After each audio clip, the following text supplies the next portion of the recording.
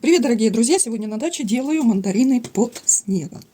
На столе все, что понадобится для приготовления, и в частности вот бутылочка. Я ее уже начала обрезать. Бутылка 1,5 литра, чистенькая, помытая и высушенная. Вот уже обрезаю до конца. То есть нам нужна вот такая вот формочка.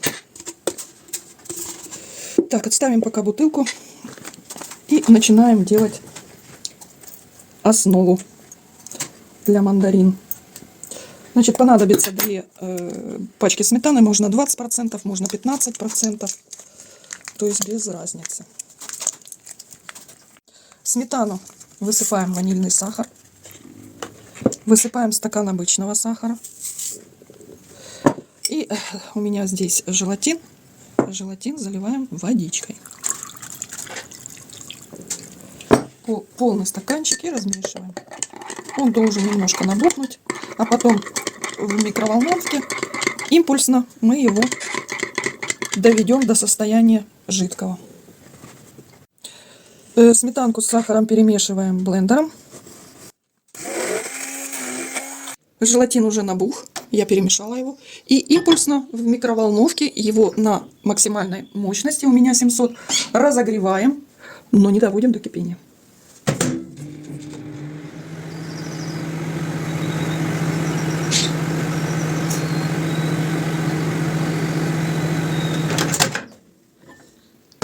Так, нагрели, перемешали. И опять в микроволновку. Еще совсем чуть-чуть.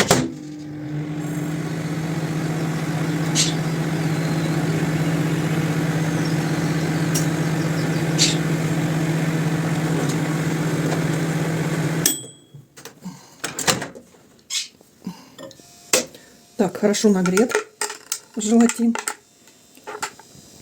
Но не доводите до кипения, самое главное. Стакан с желатином выливаем сметану. И чтобы не было никаких комочков, тщательно перемешиваем блендером. Сейчас чистим мандарины. Просто чистим и вот беленьких вот таких вот. И оставляем целыми. Палочка для суши. Где-то вот надо ее выставить по центру. И нанизываем очищенные мандаринки.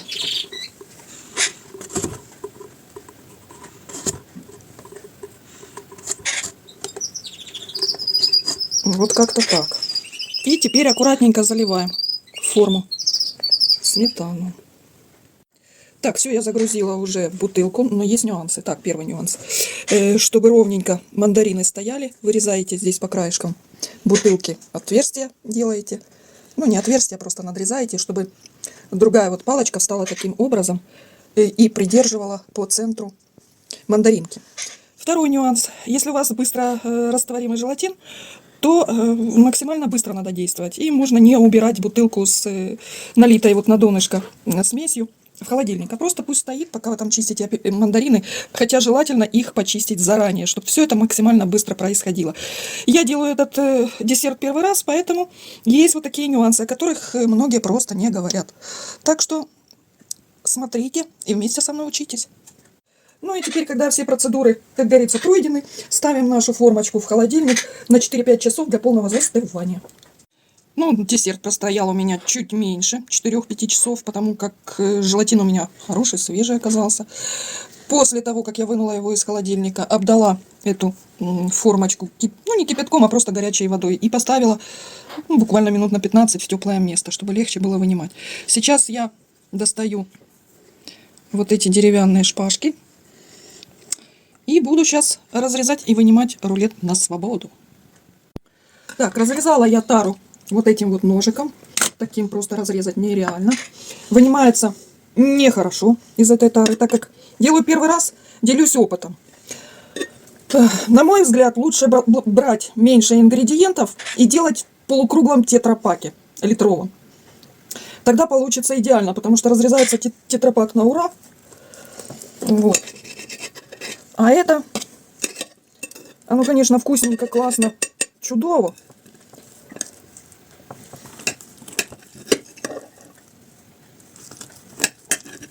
Но, на мой взгляд, лучше делать